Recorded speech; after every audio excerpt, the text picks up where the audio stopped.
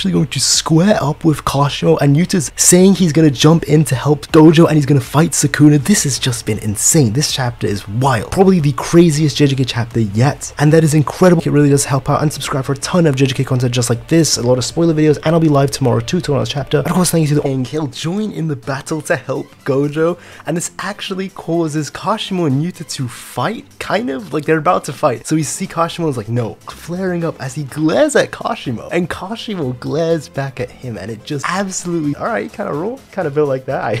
Last thing I was expecting, to be completely honest. I really didn't see this coming, but okay, he's got that dog in him. Alright, he actually helped Gojo by handling the 2 Shikigami of Rika. Pretty interesting. So Yuta, after seeing everything with Mahoraga and Agito, alright, that's one thing, but he sees Mahoraga and how strong he is, and he's keeping up with Gojo and all that stuff, and he actually thinks him and Rika can not just bump. Yuta has gone exponentially stronger at the bare minimum, since in terms of scaling, Mahoraga, even from Shibuya, would actually one-shot either Ryu, Uro, or Yuta. Like, there's just such a massive gap in terms of power scaling. So, like I predicted, over the past month, he's gotten much stronger, which, you know, Rika are actually strong enough to take on Mahoraga, which is very incredible. Yuji actually agrees with Yuta, saying, oh, you know, we'll go in and jump them. We'll jump Sukuna and the Shikigami at least to help Gojo. And the next page, see Meimei and Kusakabe talking, saying that Sukuna not being able to give his everything and Gojo has best of any hindrance, this setup has the highest probability of winning. Yuta sulks, thinking he just, you know, might just be a hindrance, but Kashimo tells him that's not the point, and they're lame to interfere. I gotta respect him, man. Kashimo is a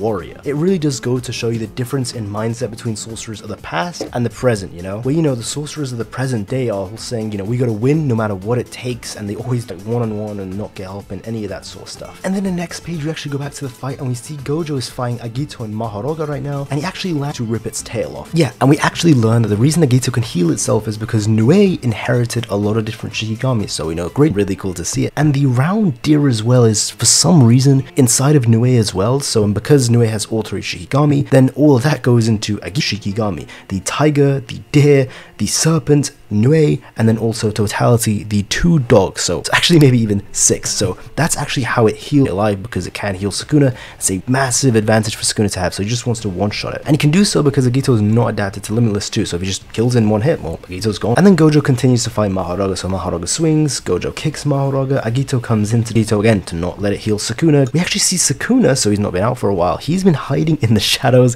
and the reason he's hiding there is because he doesn't actually want Gojo to hit him, or just in general use the hollow purple. And Sukuna actually thinks back to when Gojo blasted him with the 100 blast, right? It would have actually destroyed his whole body, and while his arms did that, and he sacrificed his arms, comments that because it was far away, that's the only reason Sukuna even had a chance to react. Good to get a confirmation on that. Sukuna actually even says that because he's not in his best condition right now, even if he gets by just 100% hollow purple, so the regular one, it would actually kill him. Then Sukuna actually talks to Mahoraga and praises Mahoraga while the sorcerers are all confused and panicking, and Shoko screams that this isn't good for Gojo because his healing is weak right now, as we learned last chapter. Actually has a kind of crazy manic smile as he summons a blue orb and tells Agito that for a while Agito hasn't been, just punches Agito down with 1 arm, mind you, and then right in the next page he uses the maximum output blue. Doesn't mean it won't work on him, as we saw in Shibuya when Mahoraga was adapted to Sukuna's cuts. The cuts still affected him, they still cut him, but it just meant he can't die from him, so the blue will still attract and pull Mahoraga even though it just won't kill him. And then we actually have the last 2, a black hole, and crushes Agito into a tiny little cocoon. You can even see Agito is just completely crushed in a ball, and splat, Agito's gone. And then for the final page we have the narrator saying that Gojo's purple has ripped through the battlefield in Shinjuku, but apparently from whatever his unlimited hollow is, and the editor's comment at the end of the chapter says that the battle goes into fighting for him while he watches in the background and all that stuff, you know, just jokes like that. But even generally, it's just a really crazy chapter. I mean, even I just want to really just talk about the chapter in general. It was something else. It really was something else. Gojo losing his arm, and yes, we see at the end of the page Gojo's arm is healing. It started to heal while he's thrown Sukuna and Mahoraga away, so he's healing the arm. Still really crazy to see him fully lose an arm. I guess it's not as crazy as when he got hit by the domain and he's a bloody mess that time, but man, this is just insane. So we're getting into the climax next chapter.